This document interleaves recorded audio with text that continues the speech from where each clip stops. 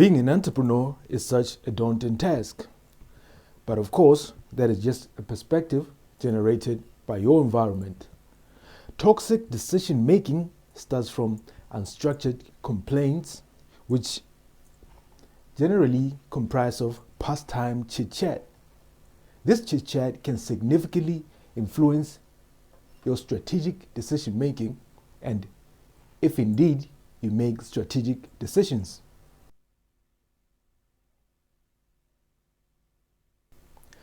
The main reason why your strategic decision making isn't so strategic is that you don't have a clear decision making process, which basically means that this part-time chit-chat has a strong grip on you and significantly influences how you make your decisions.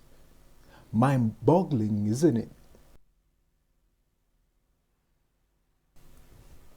The other reason why your decision making isn't so strategic is that you don't know how to categorize important components of decision making.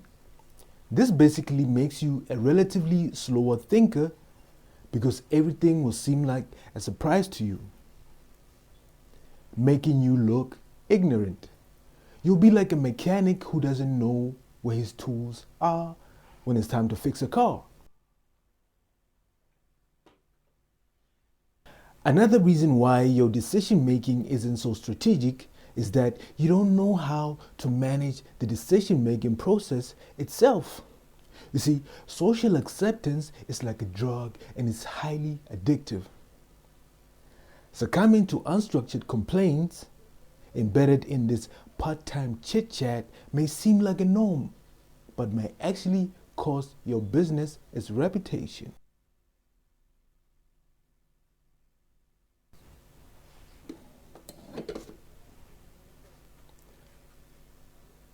The fourth reason why your decision making isn't so strategic is that you don't know how to manage the risks associated with decision making. Who verifies the part-time chit-chat anyway? It's funny how so many people's lives are controlled by this chit-chat without ever considering the risk that the chit-chat could be misleading. Nobody wants to risk being a black sheep of that social circle.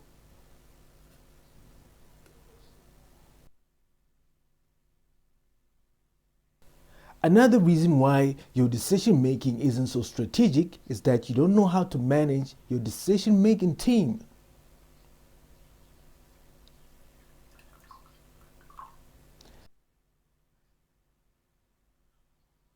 This is a no-brainer. If you don't know the risks of being in the wrong circle, then it will be obvious that you wouldn't see the value of being in the appropriate circle.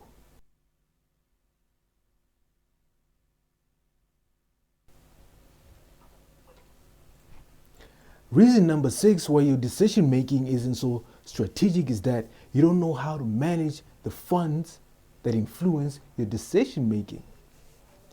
One of the unstructured complaints that potential entrepreneurs make in the chit-chat is that if only I had the capital to buy a business franchise, then I'll be able to escape this 9-to-5. This is a form of subscribing to the toxicity of that toxic circle which they highly want to be part of.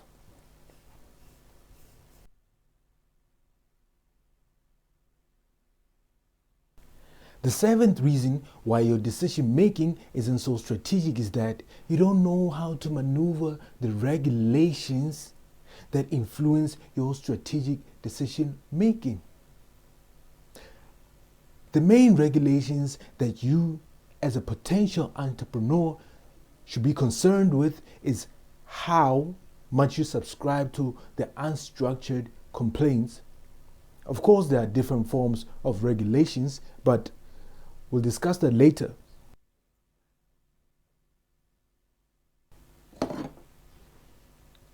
As I've mentioned, social acceptance is a highly addictive drug which requires significant effort to withdraw from. As an entrepreneur, your decision making should be influenced by the business components and not the circle that you find yourself in.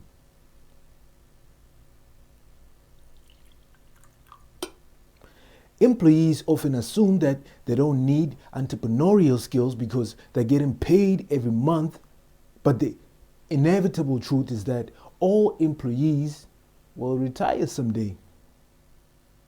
Many employees assume that they will have capital to start a business, when they retire, so everything's all good, only to find out that their savings match the expenses generated by these social circles, and they still need more to invest.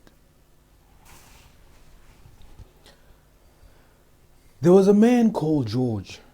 George had the magic hand.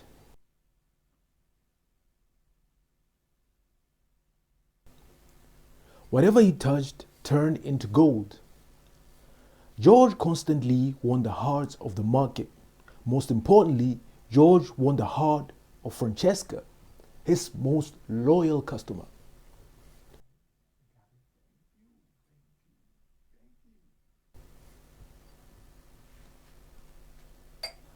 George understood that people get sick and therefore they need medical facilities to resolve the sickness, and that people need medication to prevent them from being sick.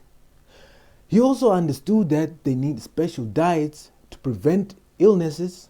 On top of that, he understood that they needed to exercise in order to improve their health. George understood that people need some sort of work to generate income essential for acquiring all of these needs.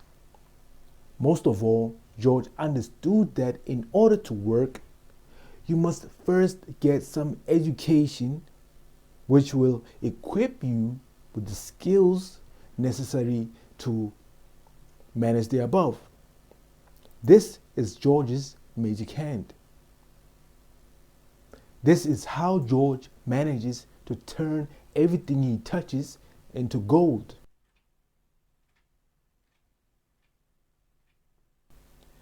You see, Jack, you shouldn't be addicted to these unstructured complaints offered by these part-time chit-chat. You should be more like George. You need the magic hand